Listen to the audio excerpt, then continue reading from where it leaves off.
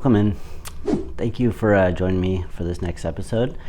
Today I wanted to explore a topic that has been something that a lot of my clients have been talking about, but it's kind of difficult to bring to the forefront of a conversation, and that is ancestral blocks.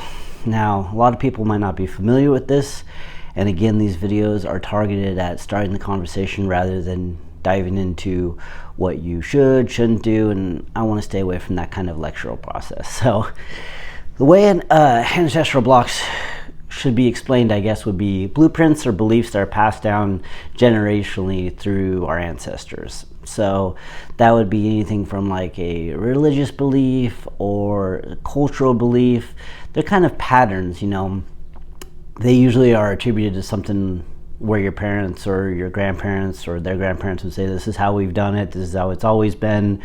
And they dig deep into our subconscious. And I know me even just talking about this with my wife and stuff, we've brought up a discussion, you know, talking about in our lives different things and, you know, that we have in our subconscious that we don't even think of, that are, you know, it's how my mom or my father or my grandparents did it.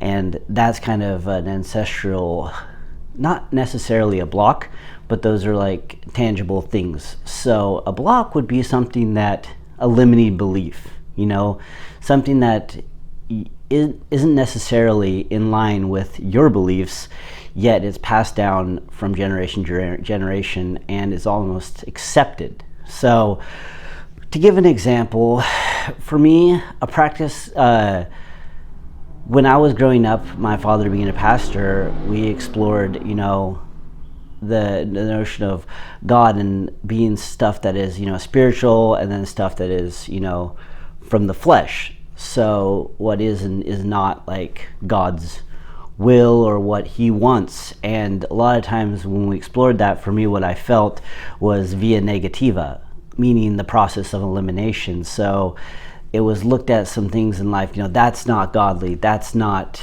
of Christ, you know, rather than understanding, I feel like, what that was. It was an immediate, no, don't do that. And I think that's a big part of like any Christian Catholic household, is the idea of, you know, this is not, rather than exploring it, because there is that fear that exploration, you know, could lead to whatever goes down that road. So it took me a while to really understand that. And I think having my house both Christian and Catholic, it definitely opens up different conversations around, you know, that kind of a thing. So anyways, again, I don't want to get too far into what's right or wrong or anything like that. This is more just understanding. So there can be a lot of stuff. Another big thing is the iatrogenics of simple medicine in religion and cultures where, you know, you hear stories of, you know, overdoing medicine or bringing other procedures, or this is, you know, this is how we did it back in the day, but sometimes those don't always align to what either you believe or even beneficial to you. So the idea is that we just understand what these blocks are. And doing this video, even putting this out there, it's a little hard for me. In fact, I feel a little emotional about it, because we are so tied to the subconscious thought of what the right and wrong is.